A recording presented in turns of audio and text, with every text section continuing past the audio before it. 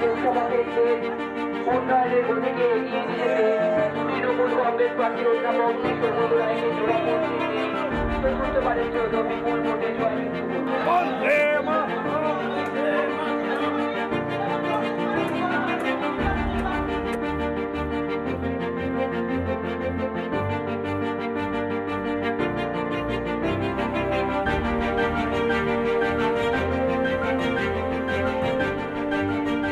এত মহিলাদের সমর্থন, এই ভোটে কি স্ত্রী আছে? এই ভোটে স্ত্রী আছে, স্ত্রী স্ত্রী স্ত্রী আছে তো। মহিলারা থাকা মানেই ভদ্রতা।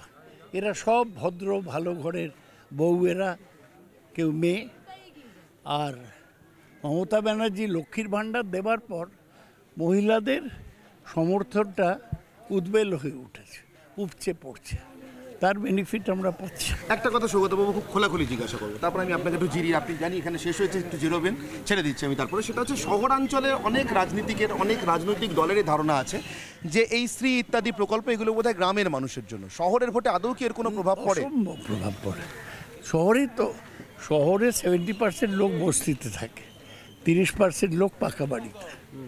তারা ভীষণভাবে বেনিফিটেড, বস্তিবাসীরা। সেই আশীর্বাদ আপনি পাবেন একদম। সৌগতবাবু ভীষণ রকমভাবে আশাবাদী যে স্ত্রীর যাবতীয় আশীর্বাদ তার উপরেও বর্ষিত হবে স্ত্রী হয়ে। এর পরের কর্মসূচিতে যাওয়ার আগে আপাতত এই প্রচণ্ড দাবদাহের মধ্যে একটু জিরিয়ে নেওয়া, দুটো ওয়ার্ডের পদযাত্রা শেষ করে আপাতত একটু জিরোবেন দমদম লোকসভা কেন্দ্রের প্রার্থী সৌগত রায়।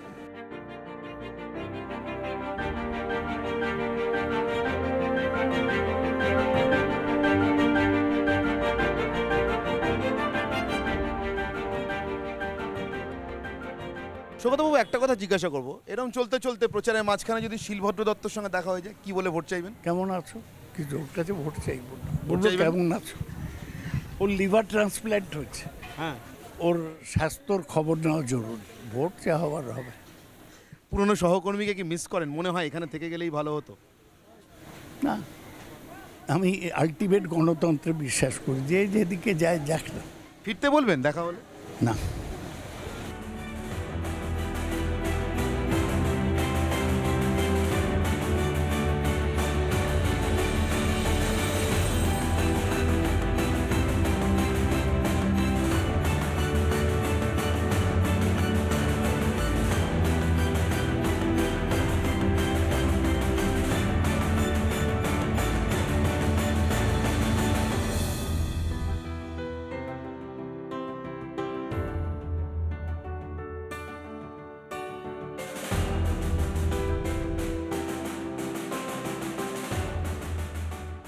দুপুরের খাওয়া কি হতে পারে তার একটা আন্দাজ আপনাদেরকে সকালবেলায় দিয়েছিলাম, যে বাজার কি হচ্ছে সেই আন্দাজ মেনে একেবারেই সাদামাটা খাওয়া। দুপুরে একেবারে আমরা যাকে বলি প্লেন মাছের ঝোল ভাত, মানে খুবই অল্প তেল মশলায় মাছের ঝোল আর ভাত, এই সৌগতবাবু খাচ্ছেন। এটা কি আপনার সারা বছরের পছন্দের মধ্যে থাকে নাকি গরমের জন্য বিশেষ? গরমের জন্য, ইলেকশনের জন্য শরীর ফিট রাখতে হবে তো, তার জন্য এটাই বেস্ট খাবার। এমনিতে সৌগতবাবু কি মাছ মাংস ডিমের মধ্যে কোনটা বেশি পছন্দ করেন? মাংস। মাংস কি পাঁঠার মাংস? হ্যাঁ, পেলে একবারে মানে বাঙালির চিরাচরিত পছন্দ অনুযায়ী, তাই তো? কিন্তু এখন ইলেকশনের জন্য বোধহয় পাঁঠার মাংস একদম বন্ধ নাকি? না, একদম খাচ্ছে না, বাইরেও খাচ্ছে না। বাইরেও খাচ্ছেন। একটা কথা রাজনীতির আর দু একটা কথা জিজ্ঞাসা করব। আমি এই বাড়িটাতে আসার পর থেকে, মানে আপনার দমদমের এই আপাত আবাস আর কি, ফ্ল্যাটে আসার পর থেকে একটা জিনিস খুব মিস করছি। আমি ছোটোবেলা থেকে আপনার দক্ষিণ কলকাতার যে বাড়িতে বাইট নিতে যেতাম রিপোর্টারি করবার সময়, সেই বাড়িটাতে আপনি যখন বাইট দিতেন, আপনার বাড়ির পিছনে আর কি একটা বিরাট বড় বইয়ের আলমারি, প্রচুর বইপত্র। আমি ওগুলো মিস করছি। সৌগত রায় কি মিস করছেন এই বিরাট প্রচারের মাঝখানে বাড়ির বইয়ের আলমারি? করছে তো, কিন্তু বই পড়ছে, ওখান থেকে বইগুলো নিয়ে এসো তো। আচ্ছা, পড়ছেন এই সময়? একটুখানি দেখবো, দেখার খুব ইচ্ছে রইল, কারণ আপনি ভীষণ পড়ুয়া এবং পড়তে ভালোবাসেন বলে জানি। খেতে খেতে আরও দু একটা প্রশ্ন, এই যে আপনি ফিট থাকার কথা বলছিলেন, সেই প্রসঙ্গে জিজ্ঞাসা করব। অভিষেক বন্দ্যোপাধ্যায় মাঝে মধ্যেই বলেন, এই নিয়ে কিছু বিতর্কও হয়েছে অনেক সময়, যে রাজনীতিকদেরও অন্যান্য সমস্ত কাজের মতো বা পেশার মতো অবসরের একটা নির্দিষ্ট বয়স থাকা উচিত। এইটা কি এই 77 বছর বয়সে সৌগত রায়ের উপরে চতুর্থবার একটা লোকসভা আসন থেকে কন্টেস্ট করতে যাওয়া সৌগত রায়ের উপরে একটা বাড়তি চাপ তৈরি করে? আমাকে ফিট থাকতেই হবে, প্রমাণ করতেই হবে? না, কোনো চাপ নেই, দাঁড়িয়েছি তাই ফিট থাকছে আর কি, না দাঁড়ালে থাকতুম না। না, কিন্তু কখনো কি মনে হয় যে বয়স হচ্ছে, তার সঙ্গে ফিটনেসের প্রমাণটাও রেখে দেওয়া দরকার, শুধুমাত্র এই নির্বাচনের জন্য নয়, সার্বিকভাবে রাজনীতির জন্য? আমার কাছে সেরকম কোনো চাপ নেই। আরও একটা মোটা বই আছে ওখানে, আরও একটা মোটা বই আছে। সৌগতবাবু এখন তারাশঙ্কর বন্দ্যোপাধ্যায় আঞ্চলিকতা থেকে আন্তর্জাতিকতা, দ্যুতিকণ্ঠ মজুমদার, তার লেখা পড়ছেন। New age technology and industrial revolution 4.0 Narendra Yadav, তার লেখা পড়ছেন। পছন্দের শরৎ রচনাগুলিতে রয়েছে। শরৎচন্দ্র কি আপনার বরাবরের খুবই পছন্দের? মানে আমি কোবাড়িতেও দেখেছি শরৎচন্দ্র মাঝে মধ্যেই একদম সামনে। আর এটা shadows at noon, the South Asian 20th century, Joya Chatterji. এটা কি ইতিহাস? হ্যাঁ, মানে সাম্প্রতিক ইতিহাস। অসাধারণ। আচ্ছা, তোলো ওটা। এটা না না, ওকে বলছি। আচ্ছা। আর ঝুম্পা লাহিড়ি বই, রোমান স্টোরিজ, ঝুম্পা লাহিড়ি। ঝুম্পা লাহিড়ি কি আপনার পছন্দের? খুব। আচ্ছা, ঝুম্পা লাহিড়ি জ্যোতিবাবুরও খুব পছন্দের লেখিকা ছিল শুনেছি। জ্যোতিবাবু কোনো বই পড়তেন বলে আমি জানি না। এটা কি রসিকতা করে বলছেন না খুব সিরিয়াসলি বলছেন? সিরিয়াস। জ্যোতি বসু বেড়াতে যেতেন একটা নবকল্লোল নিয়ে, সিরিয়াস বই পড়া পছন্দ করতেন, আর একটু ঝোল দাও। আচ্ছা, মানে সবসময় এরকম লাইট মুডে থাকতে চাইতেন? মানে ওর পড়ার, হি ওয়াজ নট এ রিডার। একটা জিনিস জিজ্ঞাসা করবো সৌগতবাবু, অধ্যাপক সৌগত রায়, বারবার শুনছিলাম আজকে প্রচারের সময়ও, এই যে অধ্যাপনার কাজটা, এইটাকে কি আপনি মিস করেন? মানে সোজা কথা ছাত্র পড়ানো। না, আমার তো যে চাকরি ছিল মাস্টার, সেটা 60 বছরে রিটায়ার করেছে। রিটায়ার তো আমার করতেই হতো। অনেকে রিটায়ারমেন্টের পরে এখানে ওখানে পড়ান, সেই সময়টা আর আমার হয়নি। রিটায়ারমেন্টের পরেই পার্লামেন্টে চলে এলাম। আপনি তো ভীষণ ভালো ছাত্র ছিলেন, ন্যাশনাল ট্যালেন্ট রিসার্চে আপনি র্যাঙ্ক করা মানুষ। আপনার মনে হয় না আপনি যদি আরও কিছুদিন অধ্যাপনা করতেন, মানে রিটায়ারমেন্টের পরেও যদি আরও কিছু ছাত্র তৈরি করতে পারতেন, ভালো হতো? লাইফে তো সব হয় না, পলিটিক্স করলে পড়ানো একটু সাফার করবে। আমি পলিটিক্সটা করেছি সিরিয়াসলি। তার জন্য কোথাও আফসোস আছে, একটু পড়াতে পারলে ভালো লাগতো? না, অনেক কিছু করলেই ভালো লাগতো, কিন্তু লোকের তো বাধ্যবাধকতার মধ্যে কাজ করে। যে কাজটা সিরিয়াসলি করে সেটা করতে গেলে অন্য অনেক কিছু বাদ দিতে হয়। আমিও বাদ দিয়েছি। বেশ, একটা কথা জিজ্ঞাসা করবো, এই কয়েকদিন আগে আপনার একটা পুলে নামার ছবি খুব ভাইরাল হলো, সব জায়গায় ঘুরল। আজকেও আমি শুনছিলাম আপনি বলছিলেন মা শীতলার মন্দির উদ্বোধনে গিয়ে প্রার্থনা করছিলেন সবাই শীতল হোক। তো সৌগতবাবু কি, সৌগত রায় কি শীতলতার জন্য শুধুই প্রার্থনা করেন, নাকি মাঝে মধ্যেই পুলে ঝাঁপ দেন? সুযোগ পেলে দিই। এখানে তো বাড়িতেই একটা পুল আছে, ছবি তুলে নিই। হ্যাঁ হ্যাঁ, শুনছিলাম যে আপনার এই কমপ্লেক্সের মধ্যেই একটা পুল আছে।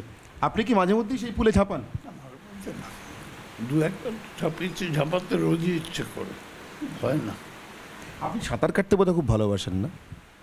আপনি সাঁতারুও ছিলেন? ছোটো থেকে সাঁতার কাটছি, সাঁতারও ছিলাম।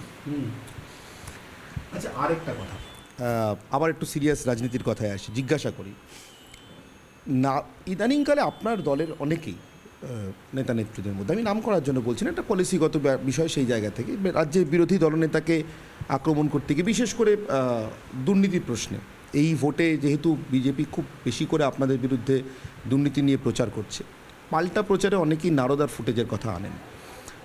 যতবার আসে আমার খুব সোজাসুজি প্রশ্ন, মন খুলে উত্তর চাইবো, পলিটিক্যাল উত্তর না। আপনার কোথাও অস্বস্তি কাজ করে না? শুভেন্দু অধিকারীর বিরুদ্ধে অভিযোগ করছে, ওই ফুটেজে তো আমাকেও দেখা গেছে, মনে হয় না? একদম মনে হয় না। কেন মনে হয়? আমার বক্তব্য যে যা দেখা গেছে গেছে, ওরা কেস করলে করতো, এফআইআর করলে করতো, বলার কি আছে, নিয়ে ভেবে কোনো লাভ নেই। তবে যে কোনো কারণেই ওরা পার্সু করেনি, কোনো চার্জশিট দেয়নি, সুতরাং আমার চিন্তা কিসের?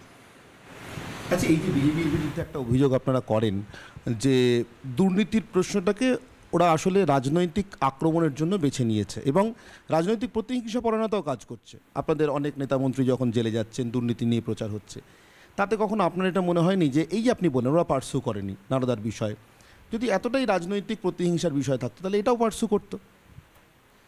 জানি না কেন করেনি, তবে আপনারা তো রিপাবলিক টিভি, শুধু আমাদের খোঁচা দেওয়া প্রশ্ন করতেই হবে। আমি তো উত্তর দিলাম, আবার কেন পারসিস্ট করছেন?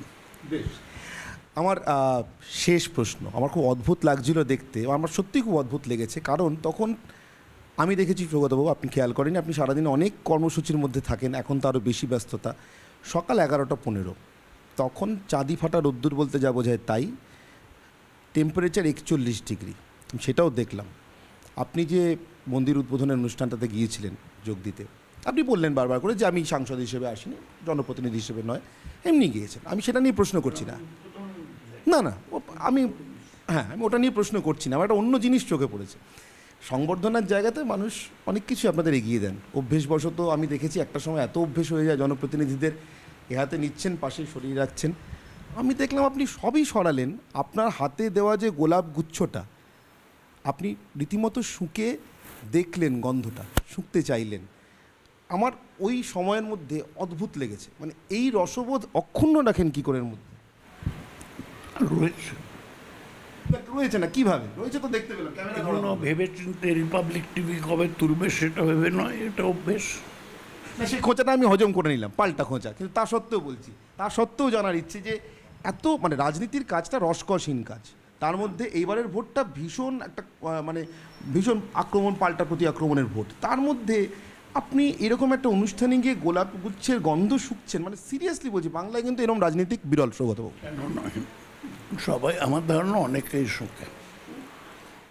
আর শেষ বলেছিলাম কিন্তু আরেকটা প্রশ্ন, সেটা হচ্ছে আপনার ধুতি পাঞ্জাবি নিয়ে। আমি সারাক্ষণ লক্ষ্য করলাম আপনার প্রচারের মাঝখানে যারা ঘুরছে সব শার্ট প্যান্ট, আপনি বাড়ি থেকে বেরোলেন ধুতি পাঞ্জাবি পরে ঢুকলেন এবং আবার ওভাবেই হয়তো বেরোবেন। এটা কি মানে এটা আপনাদের জেনারেশনের কাছে প্রশ্ন, আপনি একটা জেনারেশনকে বিলং করেন তো? ৭২ সাল থেকে প্যান্ট শার্ট ছেড়ে ধুতি পাঞ্জাবি পরছি, ৫০-৫২ বছর হয়ে গেল, সুতরাং এটাই অভ্যেস। এর মধ্যে কি কোনো আদর্শের বিষয় ছিল? প্যান্ট শার্ট ছেড়ে ধুতি পাঞ্জাবি পরছি যেহেতু বললেন, তাই জিজ্ঞেস করছি। হ্যাঁ, আইডেন্টিফাই করা। আমাদের পশ্চিমবাংলার ট্র্যাডিশন হচ্ছে পলিটিক্সের ধুতি পাঞ্জাবি পড়া রাজনীতিবিদ, আমি সেই ট্র্যাডিশন ফলো করেছি। আমাদের আগের নেতারা অতুল্য ঘোষ, প্রফুল্ল সেন, অজয় মুখার্জি ধুতি পাঞ্জাবি পড়তেন, জ্যোতি বসু, বিনয় চৌধুরী পড়তেন, আমিও পড়ছি, ছাড়িনি।